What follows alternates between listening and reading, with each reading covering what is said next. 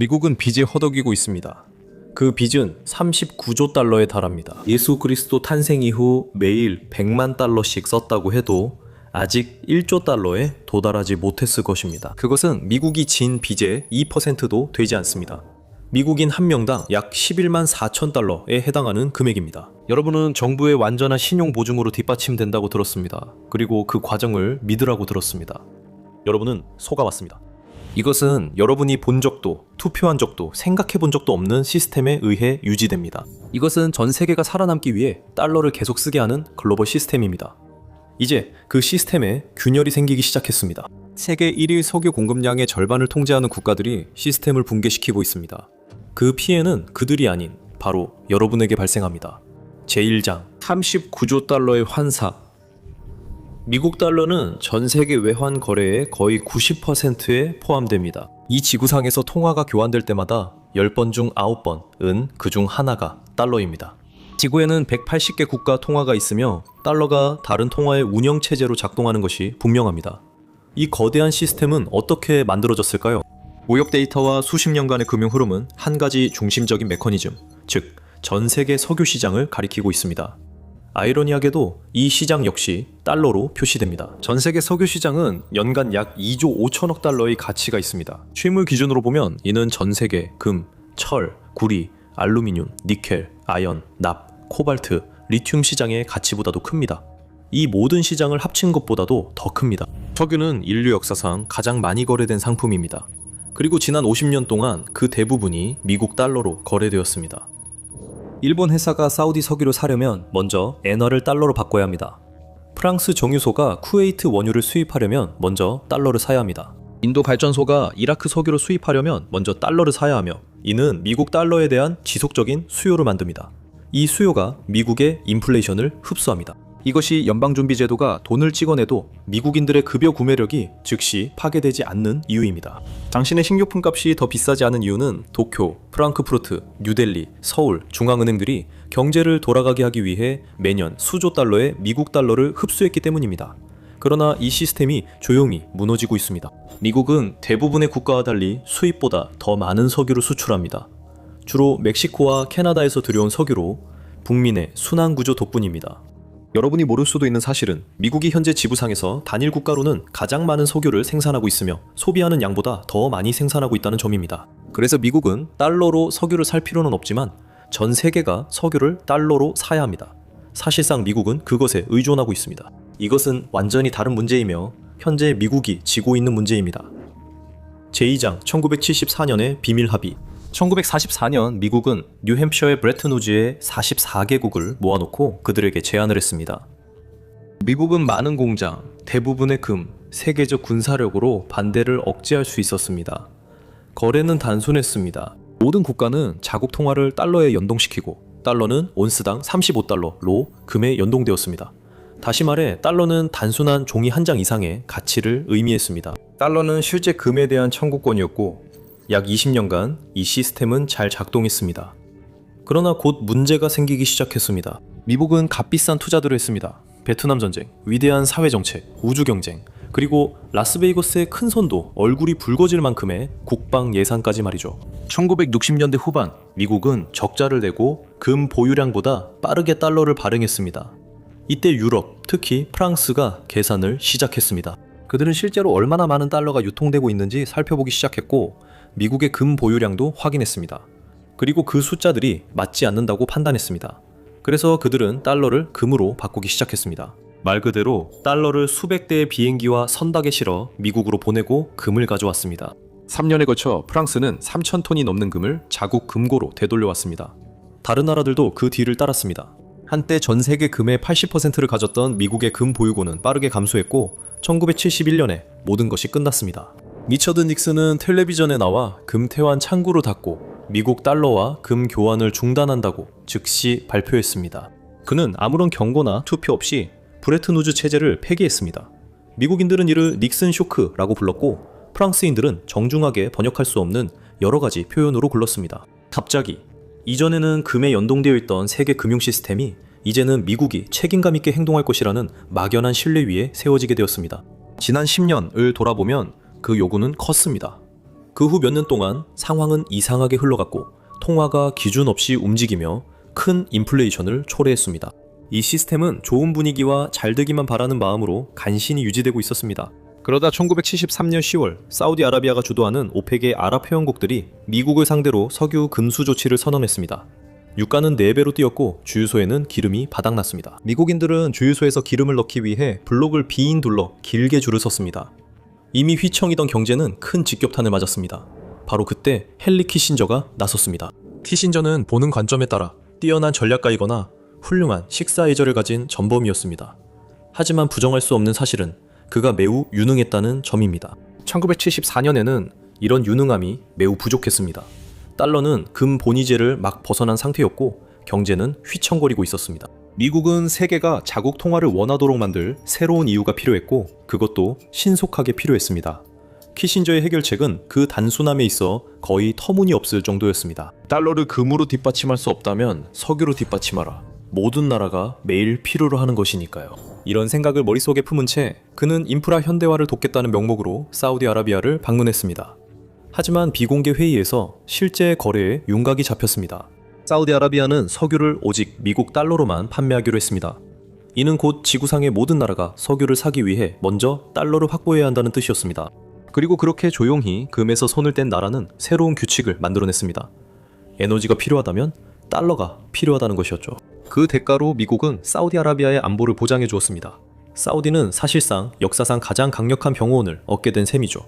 미국은 다시 통화의 힘을 되찾았습니다. 양측 모두 만족스러웠습니다. 1년 내에 주요 산유국들이 모두 따라왔습니다. 거창한 투표나 정상회의도 없었습니다. 사우디아라비아가 먼저 움직였고 그건 충분히 이해되는 일이었으며 다른 나라들도 모두 그 흐름에 따랐고 가장 놀라운 점은 이 협정의 일부 내용은 40년이 넘도록 기밀로 남아 있었습니다. 에너지, 주택, 식료품 가격을 반세기 동안 조용히 결정했던 이 거래는 2016년이 되어서야 공식적으로 확인되었습니다. 이 사실이 의미하는 바가 있죠. 하지만 그때쯤이면 이 시스템은 이미 반세기 동안 거의 완벽하게 중단 없이 작동하고 있었습니다. 지금까지는 말이죠.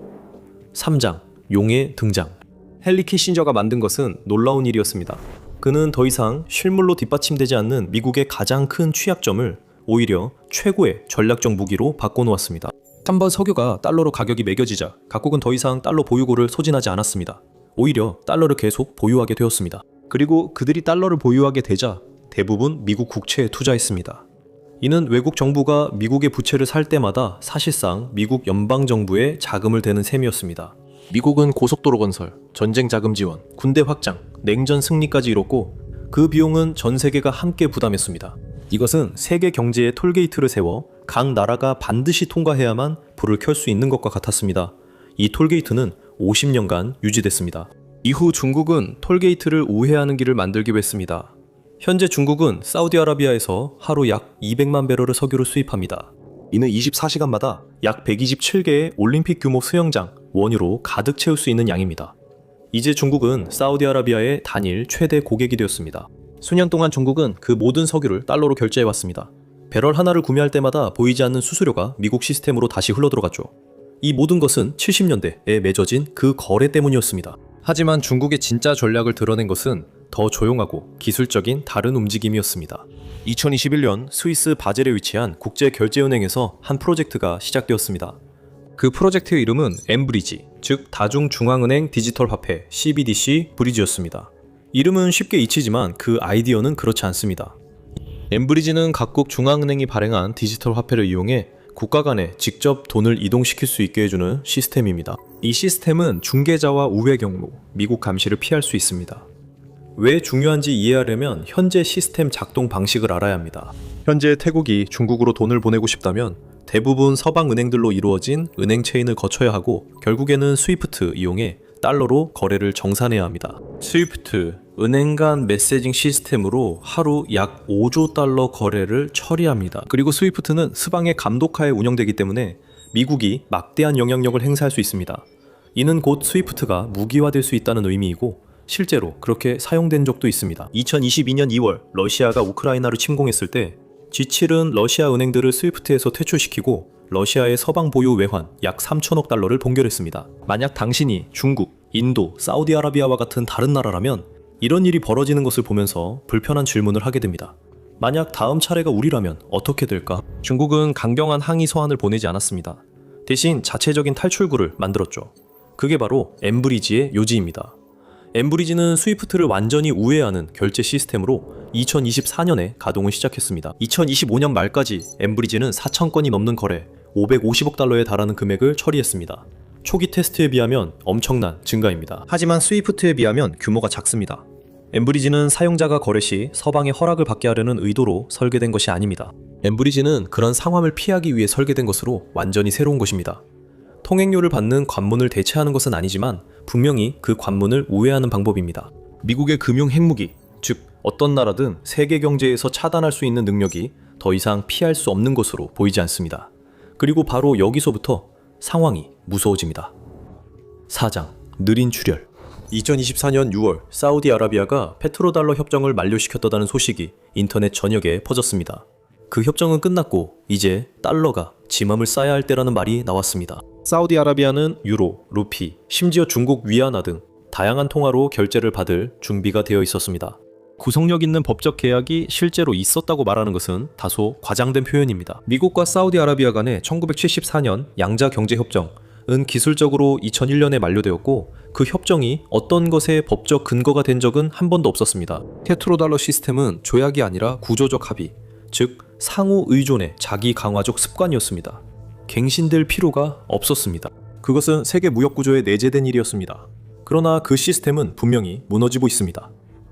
위안화로 결제된 석유 거래 한 건, 한 번에 하나씩. 경제학자 졸탄 폴스타르는 이 전환을 브레튼 우즈 3라 불렀습니다. 그가 2022년 3월 처음 제기한 주장은 세계가 그가 내부 화폐라고 부르는 미국 국채 같은 정부에 대한 종이 청구권에서 금이나 원자재 같은 실물 자산인 외부 화폐로 이동하고 있다는 것입니다. 그의 핵심은 원자재가 담보이고 담보가 곧 돈이라는 것이었습니다. G7의 러시아 외환보유고 동결은 러시아만을 처벌한 것이 아니었습니다. 그것은 전 세계 모든 비서구권 중앙은행에 달러 표시 자산이 압류될 수 있다는 신호를 보냈고 그로 인해 셈법이 영구적으로 바뀌었습니다. 실제 탈달러화는 갑작스러운 붕괴가 아니라 점진적으로 진행되는 현상입니다. 달러가 전 세계 외환 보유고에서 차지하는 비중은 1970년대 약 85%에서 오늘날 약 58%로 감소했습니다. 이 수치에 도달하는데 50년이 걸렸고 여전히 무시할 수는 없지만 지난 20년 중 가장 낮은 수준입니다. 여러분의 삶에 미칠 영향에 대해 말씀드리겠습니다. 미국 정부는 매년 부채 이자로 1조 달러 이상을 지불하고 있습니다. 이것은 국방 예산과 교육 예산을 모두 합친 연간 지출보다 더 많은 금액입니다. 이 수치가 더 심각해지지 않는 이유는 외국 정부들이 끊임없이 미국 국채를 사들이고 있기 때문입니다. 이것이 국채 가격을 높게 유지하고 수익률과 이자율을 낮게 만듭니다. 주택담보대출 금리는 국채 수익률을 거의 그대로 반영합니다. 2021년에서 2023년 사이에 금리가 2.65%에서 7.79%로 오르면서 40만 달러 대출의 월 상환금이 거의 1,300달러나 급증했습니다. 이로 인해 자동차 할부금이나 가족 휴가가 위태로워졌습니다. 이제 연준이 금리를 올리는 대신 석유를 사기 위한 달러 수요가 줄어드는 것이 원인이라고 상상해보세요. 필요한 달러가 줄면 국채 매입도 감소합니다. 채권 가격이 급락하고 수익률이 오르며 주택담보대출 금리도 상승합니다. 연준이 연방기금 금리를 내릴 수는 있지만 각국 중앙은행에 미국 부채를 계속 떠맡기게 할 수는 없습니다. 그들이 멈추면 그 부담은 결국 여러분에게 돌아갑니다. 5장 마지막 도미노. 역사상 모든 기축통화는 결국 그 지위를 잃었습니다. 단 한 번도 예외가 없었습니다. 로마의 데나리우스, 네덜란드의 길더, 영국의 파운드 스털링. 각각이 그 시대에는 세계 상업의 운영체제였습니다. 그리고 그 통화를 모두가 원하게 만들었던 경제 논리가 더 이상 사실이 아니게 되자 각 통화는 몰락했습니다. 기축통화는 불량 소프트웨어와 같은 문제를 갖고 있습니다. 모두가 더 나은 선택지가 있다는 걸 알지만 바꾸는 게 번거롭죠. 그래서 더 이상 도저히 쓸 수 없을 때까지 예전 버전을 계속 사용하게 됩니다. 영국이 기축통화 지위를 잃은 것은 조용히 대재앙처럼 갑자기 일어난 일이 아니었습니다. 영국은 수십 년에 걸친 인플레이션, 긴급 구제금융, 그리고 다른 선진국에 비해 점점 하락하는 생활 수준을 겪었습니다. 파운드화는 점점 천천히 덜 중요해졌습니다. 영국 시민들은 그 비용을 어느 한 신문 일면에도 뚜렷이 드러나지 않는 방식으로 감당했습니다. 그것이 오늘날 달러의 전형적인 모습입니다. 미국은 1945년의 영국이 아닙니다. 달러는 파운드화보다 훨씬 더 세계 금융에 깊이 뿌리내리고 있습니다. 하지만 양상은 같습니다. 자국 통화의 세계적 수요를 만들고 그 수요가 약해지는 과정을 지켜보는 것입니다. 영국은 제국, 미국은 석유로 했으며 이제 그 시스템은 우회되고 있습니다. 브릭스는 이제 전 세계 GDP의 거의 36%, 그리고 전 세계 석유 생산량의 44%를 차지하고 있습니다. 이 블록에는 세계에서 가장 큰 석유 생산국 대부분이 포함되어 있습니다. 엠브리지 웍스와 중국의 스위프트 대안인 SIPS는 109개국을 연결합니다. 인도는 러시아산 석유를 위안화와 루피로 삽니다. 브라질과 중국은 양자 무역에서 달러를 버렸습니다. 사우디아라비아는 엠브리지를 통해 거래를 진행하면서도 동시에 공식적으로 브릭스에 가입하는 것은 거부하고 있습니다. 이것이 한 나라가 선택지를 위해 전략적 모호성을 유지하는 대표적 예입니다. 이 시스템 중 달러는 없습니다. 이들 중 어느 것도 혼자 스위프트를 대체하지 못하지만 달러도 하루아침에 세계를 장악한 건 아니었습니다. 달러가 승리한 이유는 수십 년간 규칙이 단순했기 때문입니다. 세계는 석유로 움직이고 석유는 달러로 가격이 정해집니다. 에너지가 필요하면 달러도 필요했지만 이 부분이 이제 흔들리고 있습니다. 미국의 39조 달러 부채가 유지되는 건 전 세계가 계속 달러를 필요로 하기 때문입니다. 진짜 중요한 건 중국이 완벽한 대안을 만들 수 있느냐가 아닙니다. 문제는 전 세계가 중국이 만들어 놓은 것이 충분히 괜찮다고 판단해 수조 달러를 옮기기 시작할 때 어떤 일이 생기냐는 점입니다. 왜냐하면 만약 그런 변화가 실제로 시작된다면 그것은 단순히 환율 시장에만 머무르지 않기 때문입니다. 그 영향은 금리, 자산 가격, 그리고 결국 우리의 실생활로까지 번지게 됩니다. 그 시점이 오면 시스템은 서서히 조정되지 않고 갑자기 새로운 현실로 전환됩니다. 미국 경제가 붕괴하면 어떻게 될까 해서 다루는 내용입니다. 아니면 이 영상을 시청해보세요.